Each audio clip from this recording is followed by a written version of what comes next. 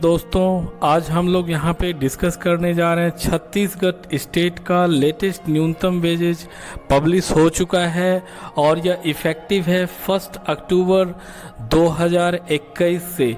तो हम लोग यहाँ पे देखने जा रहे हैं कि छत्तीसगढ़ स्टेट का लेटेस्ट न्यूनतम वेजेज क्या बन के आया है और इसके अंतर्गत किस किस स्किल्ड को रखा गया है। और यहाँ पे मैं जितने भी शेड्यूल एम्प्लॉयमेंट है उसका आपको अपडेट यहाँ पे देने जा रहा हूँ। यहाँ पे मैं आपको लास्ट जो मिनिमम वेजेज था उसमें और अभी जो प्रेजेंट मिनिमम वेजेज जो बन के आ चुका है 1 अक्टूबर 2021 से, उसका मैं आपको यहाँ पे एनालिसिस भी करके दिखाऊंगा। तो चलिए हम लोग शुरू से अंत तक इसको देख लेते हैं। आप शुरू से अंत तक बने रहिएगा। तो सबसे पहले हम लोग देख लेते हैं यह जो लेटेस्ट न्यूनतम वेजेज बन के आया है, इसका नोटिफिकेशन नंबर इस प्रकार से है और यह इफ़ेक्टिव है 1 अक्टूबर 2021 से लेकर के 31 मार्च 2022 तक। तो जितने भी ऑर्गेनाइजेशन प्राइवेट कंपनी काम कर रहे हैं छत्तीसगढ़ स्टेट के अंतर्गत, अगर वह शॉप एंड इस्टेब्लिशमेंट एक्ट के अंतर्गत रजिस्टर्ड हैं तो उन सभी में काम करने वाले जितने भी एम्प्लॉई हैं उन सभी के लिए यह मिनिमम वेजेज एप्लीकेबल होगा और उन सभी एम्प्लॉयर को इस मिनिमम वेजेज को फॉलो करना है और उसके अकॉर्डिंग ही उनको सीटीसी ब्रेकअप बनाना है और उसके अकॉर्डिंग ही उनको टेक होम में बढ़ोतरी करनी है और जितने भी स्टैट्यूटरी पेमेंट है उनको रेमिटेंस करना है इस मिनिमम वेजेज के अकॉर्डिंग, अन्यथा वह नॉन कंप्लायड हो जाएंगे और उसके कंपनी के अगेंस्ट में लेबर डिपार्टमेंट की तरफ से नोटिस जारी किया जाएगा। तो चलिए हम लोग देख लेते हैं मिनिमम वेजेज क्या बन के आया है। आप यहाँ पे देख सकते हैं, मैं आपको डायरेक्ट यहाँ पे नोटिफिकेशन में लेकर के आ गया हूँ और यहाँ पे आप देख सकते हैं इस प्रकार से छत्तीसगढ़ स्टेट का रायपुर डिस्ट्रिक्ट के अंतर्गत जो आता है, यहाँ पे देख सकते हैं आप, यह पब्लिश हो चुका है 29 सितंबर 2021 को और इस प्रकार से आपका नोटिफिकेशन बन के आया है। आप यहाँ पे देख सकते हैं इसमें सारे अनुसूची को रखा गया है, यह इफ़ेक्टिव डेट यहाँ पे इसमें दिया हुआ है और इस प्रकार से ये सारे डिटेल इसमें दिए हुए हैं। तो आप देख सकते हैं, अगर आपके पास नोटिफिकेशन नहीं है तो बिल्कुल आप बताइएगा, मैं आपको यह नोटिफिकेशन शेयर कर दूंगा। इसमें सारा डिटेल बताया गया है कि आप किस अनुसूची के अंतर्गत आएंगे और कितने शेड्यूल एम्प्लॉयमेंट को इसके अंतर्गत रखा गया है।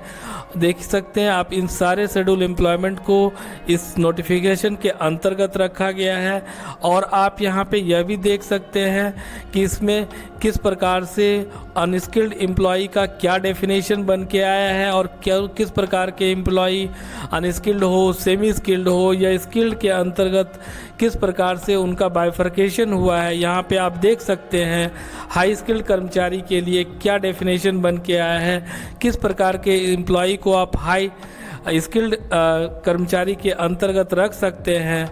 आप यहाँ पे और सारे भी डिटेल को आप यहाँ पे गो थ्रू कर सकते हैं। आप यहाँ पे देख सकते हैं कि जोन ए के अंतर्गत किस एरिया को रखा गया है। आप यहाँ पे देख सकते हैं जोन बी के अंतर्गत किस एरिया को रखा गया है और जोन सी के अंतर्गत किस एरिया को रखा गया है।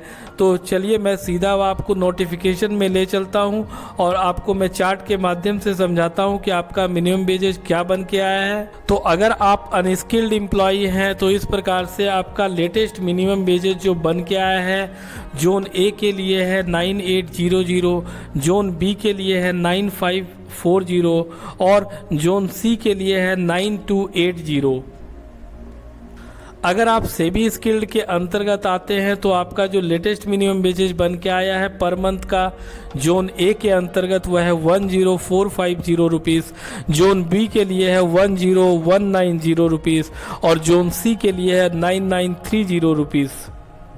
अगर आप स्किल्ड कर्मचारी के अंतर्गत आते हैं, कैटेगरी के अंतर्गत आते हैं, तो आपका जोन ए के लिए जो लेटेस्ट मिनिमम वेजेज बन के आया है वह है 11230 रुपीज़, जोन बी के लिए है आपका 10970 रुपीज़ और जोन सी के लिए है आपका 10710 रुपीज़।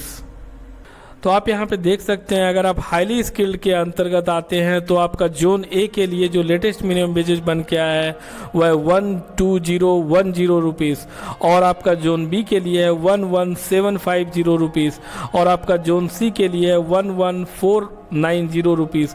तो मैं आपको फिर से नोटिफिकेशन में ले चलता हूँ और आपको मैं एनालिसिस करके बताता हूँ कि आपका जो लेटेस्ट मिनिमम वेजेज है उसमें कितने रुपए की बढ़ोतरी हुई है। देखिए आप यहाँ पे देख सकते हैं, ये लास्ट मिनिमम वेजेज यहाँ पे जो दिखा रहा है डेट यहाँ पे, और ये अभी प्रेजेंट का जो मिनिमम वेजेज है जो ऑलरेडी पब्लिश हो चुका है। तो आप अगर दोनों में देख लेते हैं तो आपको पता चल जाता है कि आपका जो लास्ट टाइम जो वेरिएबल डियरनेस था वो 1400 था, और अभी लेटेस्ट में जो वेरिएबल डियरनेस बन के आया 1480 रुपीज़ आया है। तो इसका मतलब है कि 80 रुपीज़ की बढ़ोतरी हुई है वेरिएबल डियरनेस अलाउंस में, जिसका इम्पैक्ट आपके मिनिमम वेजेज पे पड़ेगा और इसके अकॉर्डिंग ही आपका सीटीसी ब्रेकअप बनाया जाएगा। तो इस प्रकार से आप देख सकते हैं कि अगर आप अनुसूची गो में आते हैं या अनुसूची खो में आते हैं तो आपका इस प्रकार से मिनिमम वेजेज बना है। अगर आप अगरबत्ती उद्योग में है तो आपका इस प्रकार से है। तो इस प्रकार से अगर आपको कोई भी कठिनाई हो रही हो इसको नोटिफिकेशन को समझने में, बिल्कुल आप कमेंट बॉक्स में ड्रॉप करें अपना मैसेज, मैं आपको शेयर कर दूंगा। और अगर आपको नोटिफिकेशन नहीं है और अगर आपको चाहिए तो बिल्कुल आप कमेंट बॉक्स में ड्रॉप कीजिए अपना ईमेल आईडी, मैं आपको शेयर कर दूंगा। तो धन्यवाद दोस्तों।